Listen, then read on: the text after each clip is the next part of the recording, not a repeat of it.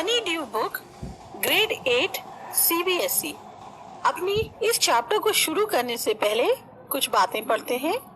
There are some dates or periods of time in the history of the world that are so significant that everyone knows and remembers them। बहुत सारे ऐसे dates हैं, बहुत सारे ऐसे समय हैं हमारी हिस्ट्री में, पूरी दुनिया की हमारी हिस्ट्री जो है उसमें कुछ ऐसी इम्पोर्टेंट डेट्स हैं, ऐसे पीरियड्स हैं जिनकी इतनी इम्पोर्टेंस है या जितने वैल्यू रखते हैं कि हम हमेशा या तो उनके बारे में जानते हैं या फिर उनको हम याद रखते हैं। The story you will read mentions one such date and event. अब हम जो ये स्टोरी पढ़ने जा रहे हैं इसमें एक ऐसी ही डेट और एक इवेंट का जिक्र है। A war between the British and the Germans in 1914। ये जो स्टोरी है ये एक वॉर पर बेस्ड है जो कि ब्रिटिश और जर्मन्स के बीच में हुआ था 1914 में। Can you guess which war it was? आपको आइडिया है कि ये कौन सा वॉर था जो जर्मन्स और ब्रिटिश के बीच में हुआ था? Do you know which events the dates below refer to?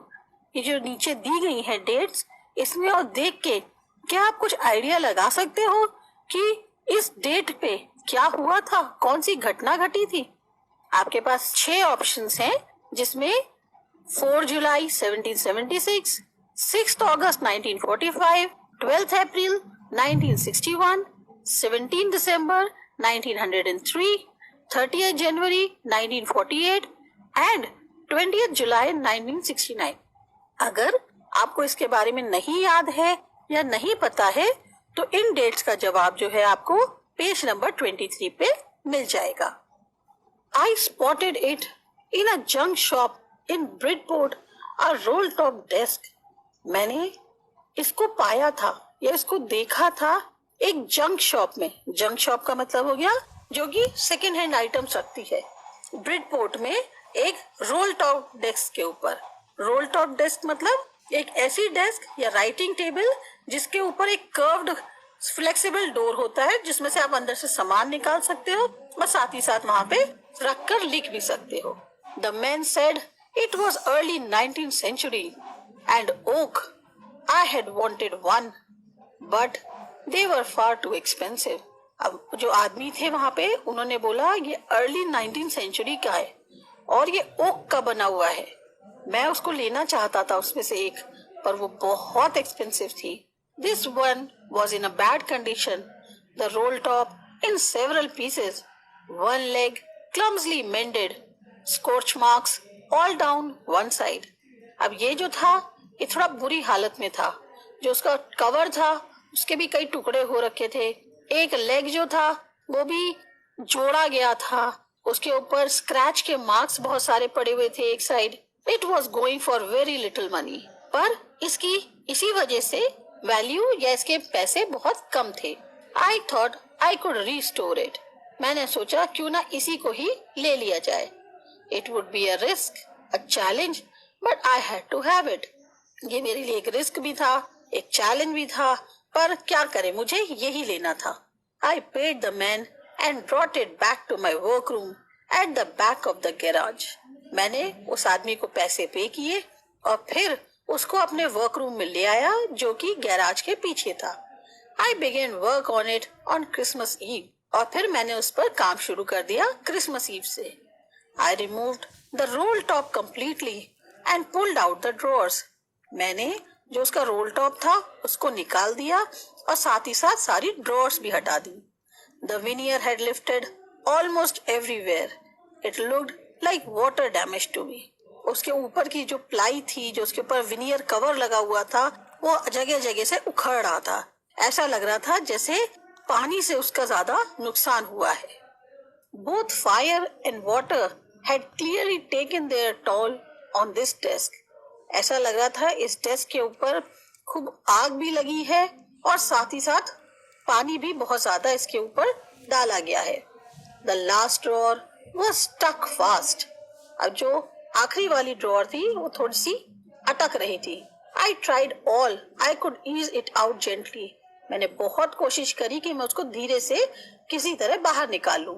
In the end I used brute force, पर जब मैं उसको नहीं निकाल पाया तो फिर मैंने उसको जोर से खींचा. I struck it sharply with the side of my fist, and the drawer flew open to reveal a shallow space underneath, a secret drawer. और जब मैंने उसको जोर से खोला तो मेरी जो फिस्ट होती है यानी मुट्ठी जो होती है उससे मैंने दम लगा के जोर से खींचा तो ड्रॉअर एकदम से बाहर निकल आई.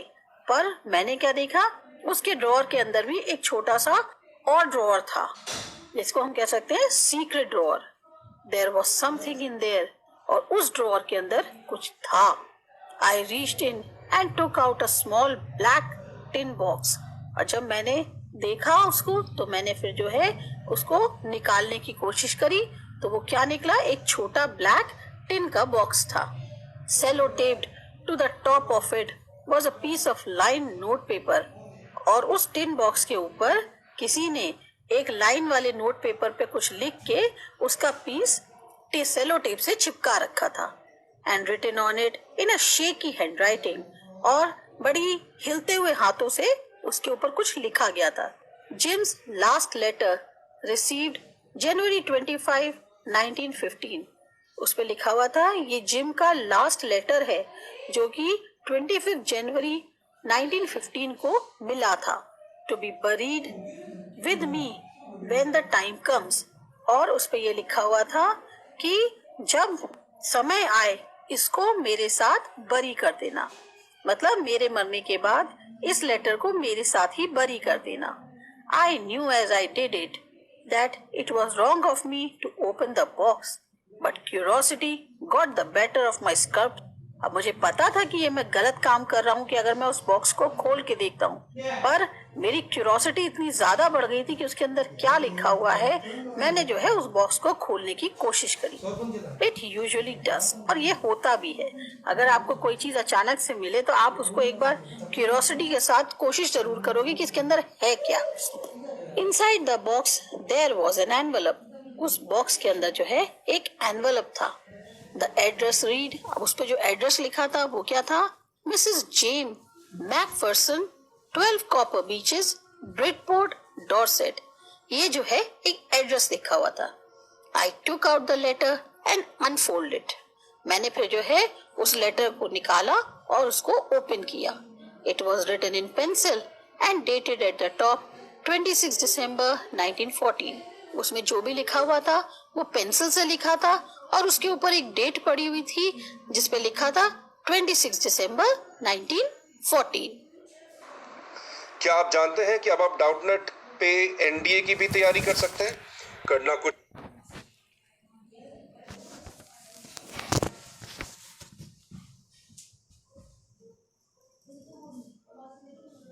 Dearest Connie, I write to you in a much happier frame of mind because something wonderful has just happened and that I must tell you about at once. अब ये जो लेटर था ये किसी कोनी को लिखा गया था जिसमें लिखने वाला इतना खुश था कि उसने लिखा कि मैं तुमको जो हूँ इतना, क्योंकि कुछ ऐसा अच्छा मेरे साथ हुआ है जिसके बारे में मैं अचानक से तुमको बताना चाहता हूँ. We were all standing two in our trenches yesterday morning, Christmas morning. हम लोग सब अपने ट्रेंच में खड़े हुए थे कल सुबह. ट्रेंच यानी एक थोड़ी सी गहरी जगह. वो कैसी भी हो सकती है, गड्ढा भी हो सकता है, एक नाली टाइप की खोद दी जाए वैसी ट्रेंच भी हो सकता है, कोई लैंडस्केपिंग में एक डीप डिप्रेशन भी कह सकते हैं. तो ट्रेंच में खड़े थे. क्रिसमस मॉर्निंग थी. It was crisp and quite all about, as a beautiful as morning I have ever seen, as cold and frosty as a. और वो उसको पूरी तरह से फील करके बता रहे हैं कि इतनी खूबसूरत सुबह थी जैसी कि होनी चाहिए थी. शांत थी, ठंडक हो रही थी, फ्रॉस्ट यानी एक ओस सी जमी हुई थी और बिल्कुल वैसी ही क्रिसमस मॉर्निंग थी जैसी कि हम एक्सपेक्ट करते हैं. I should like to be able to tell you that we begin it. और मैं तुमको बताना चाहता हूँ कि हमने जब शुरुआत करी. But the truth I am ashamed to say is that Fritz began it. पर सच्चाई ये है जो मेरे को बोलने में भी शर्म आ रही है कि फ्रिट्ज ने शुरुआत करी. First Someone saw a white flag waving from the trenches opposite.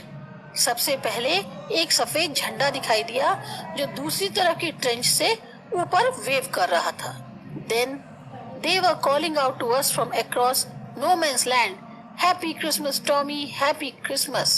और फिर उधर से हमें आवाज आ रही थी जो ऐसा लग रहा था जैसे कोई बोल रहा हो, दूसरी तरफ कोई भी नहीं है, और पर फिर भी ऐसी आवाज आ रही थी, Happy Christmas Tommy, Happy Christmas. When we had got over the surprise, some of us shouted back, Same to you, Fritz, same to you. और जब हमें लगा उधर से आवाज आई है तो हमने भी जो है सरप्राइजिंगली दोबारा उनको रिप्लाई किया कि तुम्हें भी बिल्कुल मुबारक हो, same to you friends, same to you.